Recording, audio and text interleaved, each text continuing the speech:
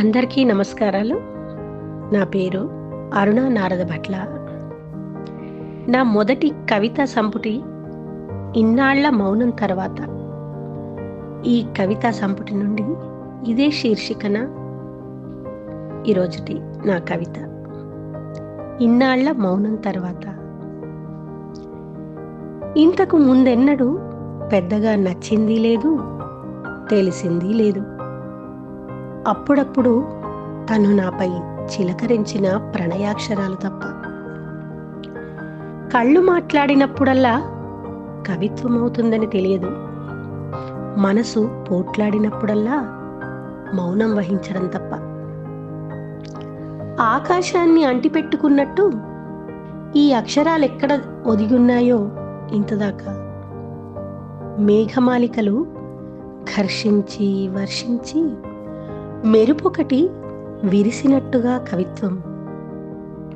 వర్ష ఋతువులో నిశ్శబ్దాన్ని మోస్తూ మోస్తూ గుప్పున విప్పిన రాత్కిరాణి.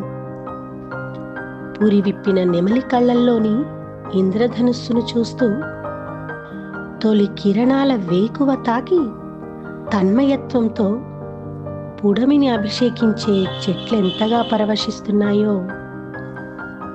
చినుకుల తాకిడికి ముసిరిన మట్టి వాసనలు సోకి కొత్తగా మొలకెత్తిన విత్తనంలా కవిత్వం. చినుకుల తాకిడికి ముసిరిన మట్టి వాసనలు సోకి కొత్తగా మొలకెత్తిన విత్తనంలా కవిత్వం. సెలయేటి ప్రవాహంలోని తన్మయత్వం. ఆకాశానికి నక్షత్రానికి ఉన్న బంధం, భూమికి సంద్రానికి ఉన్న అనుబంధం.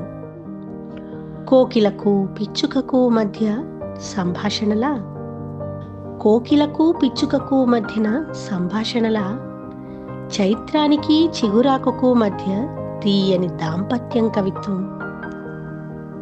శిశిరాల్లో ముడుచుకున్న అలకలు వసంతమై కొండల నుండి జాలువారే జలపాతపు గీతం కవిత్వం. ఊహించని మార్గంలో నన్ను నడిపిస్తుంది కవిత్వం.